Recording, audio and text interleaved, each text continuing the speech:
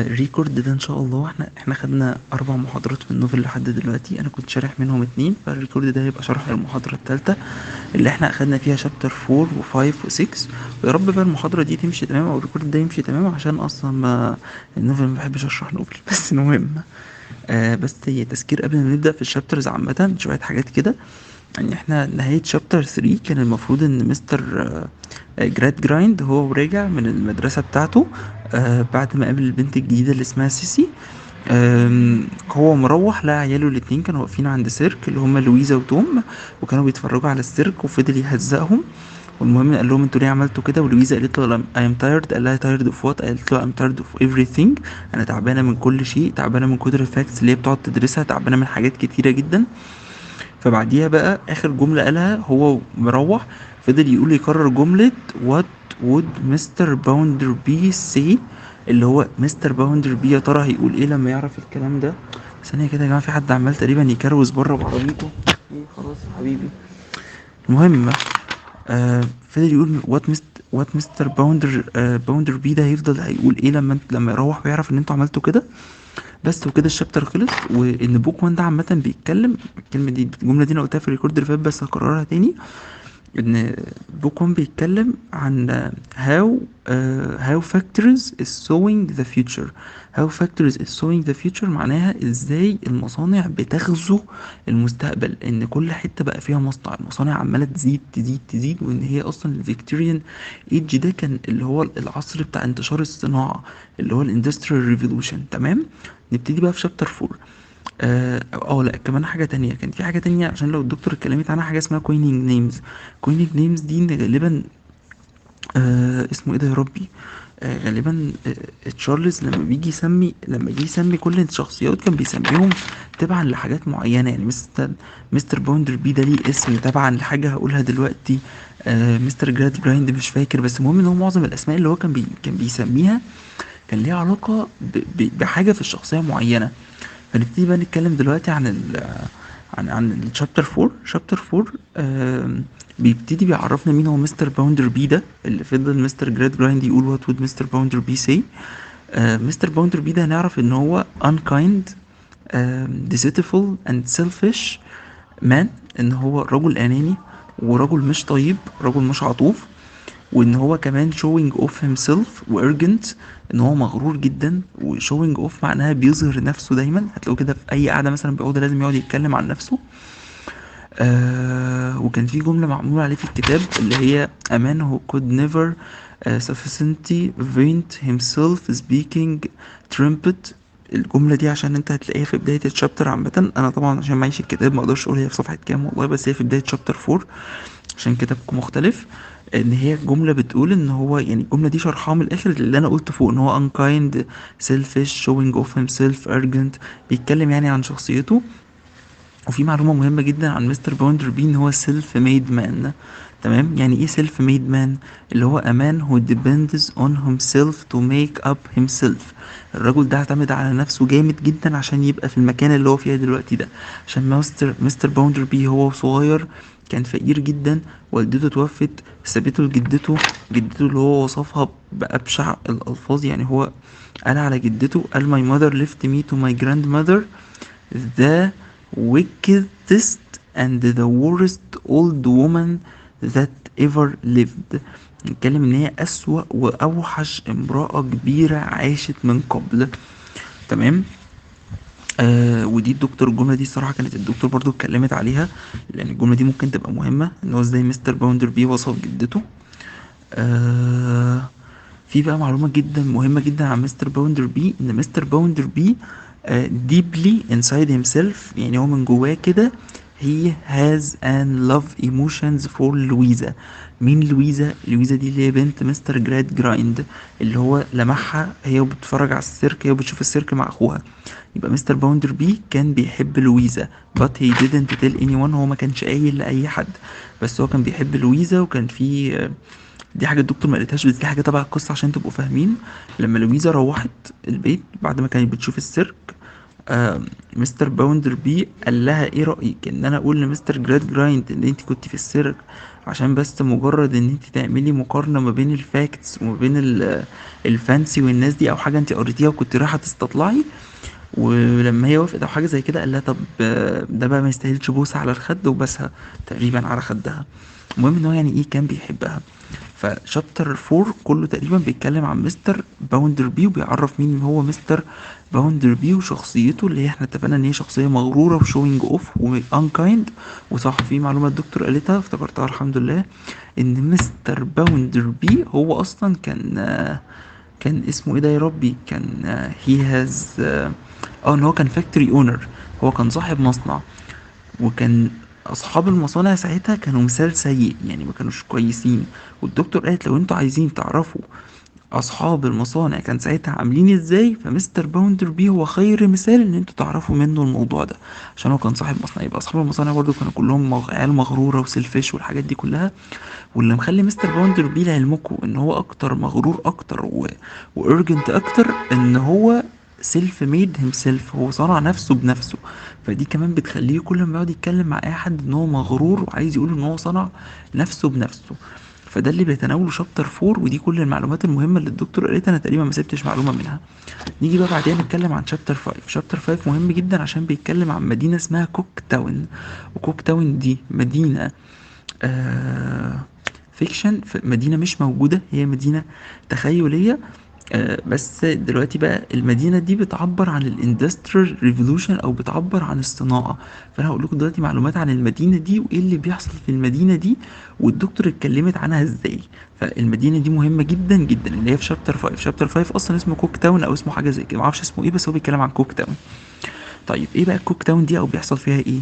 الكوك تاون اصلا معلومة كده فيها ان هي the ideal industrial town in the Victorian age، ان هي المدينة المثالية للصناعة في عصر الفيكتوريان ايج. دي المدينة فعلا مدينة صناعية صناعية، هقول لكم دلوقتي ليه. والمعلومة ليكو كوك اللي فيها دي تشير الى كلمة كول اللي معناها فحم، فاحنا اكنها اسمها مدينة الفحم، تمام، اللي هي كوك تاون. طيب المدينة دي معلومة مهمة، ان المدينة دي المفروض ان هي كانت مبنية بالطوب الاحمر، مبنية بالطوب ايه الاحمر. بس من كتر ما المدينة دي الدخان اللي فيها موجود، والمصانع من كتر المصانع اللي فيها ومن كتر الدخان اللي بيحصل، المدينة اتحولت من اللون الأحمر بقت لونها أسود. المدينة بقى لونها إيه؟ أسود من كتر الدخان اللي بيطلع. كل الحجارة الحمراء دي بقى لونها أسود. طيب فاكرين الاكستندد سيمبل اللي انا قلت لكم عليها المحاضرة الاولى، ان تشارلز ده كان احسن واحد بيستخدمها، وان هو خد جايزة ان هو افضل واحد بيستخدم الاكستندد سيلابل. مش عارف بقى انا كنت قايلها لكم ازاي الصراحة. انا كنت تشارلز ديكن كنت قايل لكم حتى ان هم سموه ذا بيونير اوف ثانية ثانية يا رب الاقيها، يا رب افتكرها والاقيها حتى كان اسمه a pioneer in using the extended syllable، انه symbol، ان هو رائد في استخدام الرموز الممتدة. في شابتر 5 احنا هيظهر عندنا رمز مهم جدا وهو السموك. السموك ده اللي هو الدخان، السموك ده is extended symbol in this chapter. في بقية الشابترز كلها السموك ده هيفضل معانا extend symbol. يعني ايه extend symbol؟ يعني رمز بيرمز لحاجة معينة. فالسموك في الحته دي بيرمز للاندستريال، الاندستريال عامه، او الماشينز اللي هي السموك اللي هي بتطلعه. تمام، عشان المدينه دي كانوا مسمينها it was a town of machines. towns of ايه؟ ماشين، كانت مدينه الماشينز، الماكينات، من كتر ايه المصانع اللي فيها. واللي هي كانت serpents of smoke، منتشرة فيها دايما الدخان. يعني انت دايما لو انت بصيت للمدينة دي في اي وقت هتلاقي ان انت الرؤية بتاعتك ما تقدرش تجيب رؤية كبيرة، بسبب ان المدينة متغطية كلها بالدخان. فالموضوع ده كان سيمبل مهم جدا السموك في الموضوع ده. طيب في بقى معلومة مهمة جدا جدا جدا، المدينة دي contained several large streets all very like one another. ان المدينة دي كان فيها شوارع كبيرة، والشوارع دي كلها شبه بعض. وان كمان الناس اللي كانت اسمه ايه ده يا ربي، الناس اللي كانت في المدينة دي كانت بتعمل، العمال اللي فيها كانوا بيعملوا نفس الشيء كل يوم. the same work every day and every day was like the yesterday. كل يوم كان زي اليوم اللي قبليه. and tomorrow، يعني tomorrow كان هو today، كان هو yesterday. وان every year was every year is the same. المعلومه اللي انا قلتها، الكلام اللي انا قلته دلوقتي ده مهم جدا لدرجه ان انا عايز، لو عايز ترجع الريكورد تشوفه تاني. الفكره اللي انا اتكلمت عنها ان الشوارع كانت زي بعض، الناس بتشتغل كل يوم زي بعض نفس الشغل. اليوم كان زي امبارح زي النهارده، زي لما تحس ان الايام ملهاش طعم. طب ده بيدل على ايه بقى؟ ان people were living like machines. ان الناس في الوقت ده، ودي معلومة مهمة جدا، الناس كانت زي الماكينات. محدش كان بيعمل حاجة جديدة. كانت كل يوم، مش المكنة دي لما بتشتغل هي ليها شغل معين ما بتعملش غيره، الناس برضو كانوا كده. فنقدر نقول ان the day repeats itself، الايام كانت بتكرر نفسها. كل يوم هو نفس اليوم، ما كانش فيه اي حاجة جديدة خالص خالص خالص. تمام. يبقى ده ايه؟ ده بالنسبه لشابتر 5، ان هو كان بيتكلم عن الكوك تاون، وعن فكره السموك اللي فيها اللي هي اكستندد سيلبل، وكان سيمبل، وكان سيلبل مش عارف جاي معايا فوناتكس قوي، سيمبل. وان كان بيتكلم ان الناس بتعمل حاجه، كل نفس الحاجه كل يوم. وده نقدر نقول عليه ان هو مثال لان البيبل ساعتها كانوا زي الماشينز، او مثال للناس كانت عايشه ازاي في العصر بتاع الفيكتوريان ايج والاندستريال ريفولوشن، الثوره الصناعيه. بعد كده بقى ندخل على شابتر 6، اخر شابتر خدناه، وهو بيتكلم عن شخصيه اسمها سليري. مين سليري ده؟ سليري ده is the circus owner. مش سيسي جوب. كان والدها اللي هو جوب ده شغال في سيرك، سليري ده هو صاحب السيرك. طيب، نعرف ايه عن شخصية سليري ده؟ سليري ده الشابتر ده تقريبا بيتكلم عن سليري بس وفلسفته. طيب عشان تبقوا عارفين برضو الاحداث اللي حصلت في القصة، هو شابتر 6 ده اصلا ايه اللي حصل من شابتر 6 لشابتر، يعني احنا كنا، انا قلت لكم ان احنا نبدأ من شابتر 4، ايه اللي خلانا نوصل لشابتر 6 او ايه اللي حصل اللي فيه؟ في شابتر 4 كده وشابتر 5 شوية احداث صغيرة هقول لكم عليها. ان في شابتر 4، لما جرايند رجع وحكى لمستر باوندر بي اللي حصل والسيرك، ومستر باوندر بي قال له مش يمكن يكون ده تأثير البنت الجديدة اللي عندك في المدرسة اللي هي سيسي جوب، اللي هي جايه لنا من السيرك، مش هي كده ممكن تكون أثرت على الأطفال وخلتهم إن هم حابين يشوفوا السيرك ده عامل إزاي؟ وقال له دي والدها هورس رايدنج وعيلة كلها فانسي في فانسي. فقال له صح، جرايند قال له صح. قال له طب الحل بقى ان انت تطرد سيسي دي من الفصل بتاعها. قال له نروح كده لوالدها ونقول له ان احنا مش عايزين بنتك وهنرجع لك بنتك تاني. فكان الموضوع ساعتها ماشي تمام. فابتدوا ياخدوا رحلة، يعني فضلوا مشوا من المكان اللي هم فيه للمكان اللي فيه السيرك بتاع اللي كان والد سيسي شغال فيه. فهم رايحين قابلوا سيسي حتى، وقالوا لها، وقالت لهم ان هي بتجيب حاجه، رايحه تجيب حاجه او كده، وان والدها المفروض، قالت لهم ان والدها هي مش لاقيه من الصبح، وان والدها قاعد في السيرك اللي هناك ده، يعني هو المفروض شغلته السيرك اللي هناك. فمستر جرايند ومستر باوندر بي راحوا السيرك وطلبوا ان هم يشوفوا المسؤول اللي في السيرك اللي هو مستر سليري. ومستر سليري ده الدكتور قالت على شخصيته ان هو هي از ا sacrifice مان. و وان هو كان زي ما تقولوا كده وان سول، روح واحدة in big family. كان تحسوه كده رجل أسرة أو رب أسرة، وكان بيعتبر الناس كلها اللي شغالين معاه في السيرك زي عائلته، مش موضوع إن هي ناس شغالين عنده أو كده، لأ، كان هو شخصية عطوفة وكان هو أب لكل الناس اللي في السيرك. طيب، ممكن الدكتور تجيب لنا سؤال على حسب ما أنا أعرف إن هي تقول لنا توك أباوت مستر سليري. مستر سليري ده عشان نتكلم عنه، ثانية خليكم معايا كده بحاول اجيب لكم الشابتر اللي هو فيه. طيب، لو جينا مثلا لشابتر 6، فين شابتر 6؟ ثانية، تمام، ساكريفايس مان، ماشي، وان فاميلي دي انا قلتها.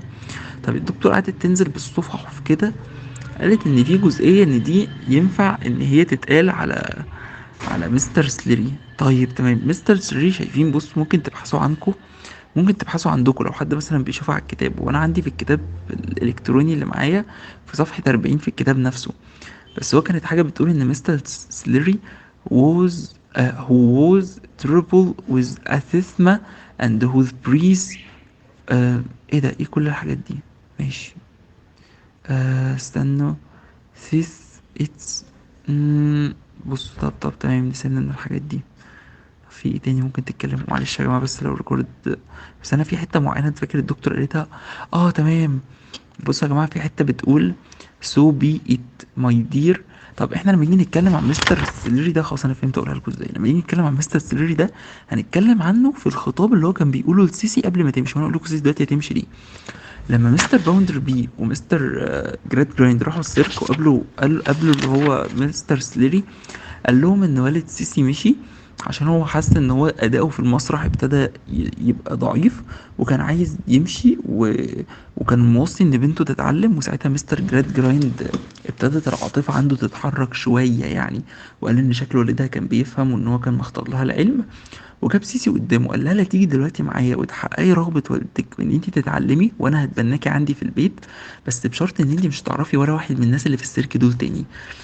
ف ومستر مستر طبعا سليري قال لها لو حابه تفضلي، قال لها انت واحده من العائله وافضلي وكل حاجه، قال لها بس لو انت مشيتي عايزك ما تنسيناش، وعايزك لما تشوفي كل شويه سيرك. هو بقى الحته دي اللي احنا هنتكلم فيها عن توك اباوت مستر سليري. مستر سليري كان عنده فلسفه، والحته دي بينت ان هو شخص عظيم جدا وعنده فلسفه في الحياه، وان هو فاهم مش مجرد صاحب سيرك. مستر سليري ده كان بيكلم سيسي، قال لها لو انت مشيتي انا مش عايزك تنسي ابدا ان احنا المفروض كنا عائلة واحدة. او قال لها مش عايزك لما تشوفي بعد كده لما تكبري وتتعلمي وتتجوزي، مش عايزك تستحقري الناس اللي في السيرك. وقال لها عايزك دايما تفتكري، دي جملة مهمة جدا، جملة بجد تكاد تكون من اهم الجمل. قال لها دايما لازم تفتكري ان people must be amused square somehow continued Slurry retended more Percy than ever be such talking ستانو square make the best of us. بصوا يا جماعة، الجملة بتقول يعني، أنا هحاول أجيبها لكم، بس والله هحاول أصورها لكم حتى وأبعتها لكم. بس هي الجملة أهم حاجة كانت بتتقال فيها أهي.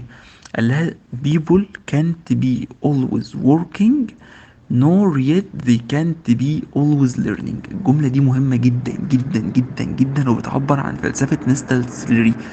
مستر سليري الوحيد اللي فهم البالانس اللي المفروض يحصل ما بين حياة الفاكتس وحياة الفانسي. لما قال لها ان الناس مش لازم دايما، يا سيسي قبل ما تمشي عايزك تفتكري، قال لها الناس مش دايما لازم يكونوا بيتعلموا. مفيش حد بيقعد طول حياته بيتعلم، ولا حد بيقعد طول حياته ان هو يلهو ويلعب. قال لها لازم يبقى فيه توازن ما بينهم. وهو كان شايف هنا دوره في السيرك ان هو مش مجرد واحد جروب اوف فانسي زي ما مستر جراد جرايند بيقول عليه، لكن كان دوره ان هو لازم يرفه عن الناس اللي بتتعلم، وان الحياة لازم يكون فيها تعليم ولازم يكون برضو فيها جزء من الرفاهية. فالجزئية دي بجد مهمة جدا، وبتعبر قد ايه مستر سليري ده كان فاهم. وقال لها جملة برضو مهمة جدا جدا جدا. قال لها make the best of us not the worst. بصوا يا جماعة، كل الجمل اللي انا بقولها دي بجد يعني انت عشان تتخيلها وعشان تفهم الموضوع كان عامل ازاي، تخيلها مع موسيقى تصويرية. ان هي كمان قبل ما تمشي اخر جمله قالها لها، قال لها make the best of us not the worst. ليه the best of us؟ عشان هي كانت واحده منهم. هي واحده اصلا من الناس اللي في السيرك. هي كانت بتأدي عروض مع والدها، ووالدها صاحب سيرك. فهو شايف دلوقتي ان هي تنتقل من طبقه لطبقه. فقال لها لما تروحي الطبقه اللي هناك make the best of us، اصنعي الافضل مننا، بيني الافضل فينا، بيني الحاجه الحلوه اللي فينا. فهو ده كان قصده. واهم حاجه قالها لها زي ما انا قلت لها، زي ما انا قلت لكم، ان هي لما تكبر ولما تتجوز، ان هي ما تستحقرهمش او تقول ان الحياه بتاعتهم دي، لما تشوف حد بتاعت سيرك كده تستحقره وتبعد عنه. وتفهم وتفتكر دايما هم كانوا عاملين ازاي كعائله واحده، وان الحياه ما ينفعش تبقى كلها ترفيه او يبقى كلها تعليم. ده كان شابتر 6. وطبعا مش محتاج اقول لكم طالما ما هو قال لها كده، ان سيسي في الاخر اختارت ان هي تروح مع مستر جراد جرايند عشان يبدا شابتر جديد في حياتها. مش شابتر جديد في النوبل، لا، شابتر جديد في حياتها. ان هي تنتقل من الحياه بتاعه الفانسي، هتروح الحياه بتاعه الفاكتس، وتشوف بقى هناك يا ترى ايه اللي هيحصل. هل هم اللي هيأثروا فيها، ولا هي اللي هتأثر فيهم، ولا ايه اللي هيحصل بالظبط؟ ده اللي هنعرفه في المحاضره الجايه ان شاء الله. انا اتمنى اكون عرفت يعني اوضح الثري شابترز دول بالذات، عشان الثري شابترز دول فيهم افكار مهمه. شابتر 4 بيتكلم عن مستر باوندر بي، وازاي الناس بتوع اصحاب المصانع كانت شخصيتهم عامله ازاي. شابتر 4 كان بيتكلم عن الكوك تاون، وايه تاثير الاندستريال ريفولوشنز على الناس وعلى المصانع وعلى شكل الحجر اللي اتحول من احمر لاسود. شابتر 6 بيتكلم عن فكره مهمه جدا، فكره الفاكتس والفانسي، وان فلسفه مستر سليري اللي بتقول ان ما ينفعش الناس تتعلم بس، لا لازم الناس تتعلم ولازم يترفع عنهم. والقرار اللي سيسي خدته عشان ترضي والدها وتحقق رغبته ان هو كان عايزة تتعلم، وان هي تروح تقعد مع مستر باوندر بي في بيته، ويتحول حياتها من شابتر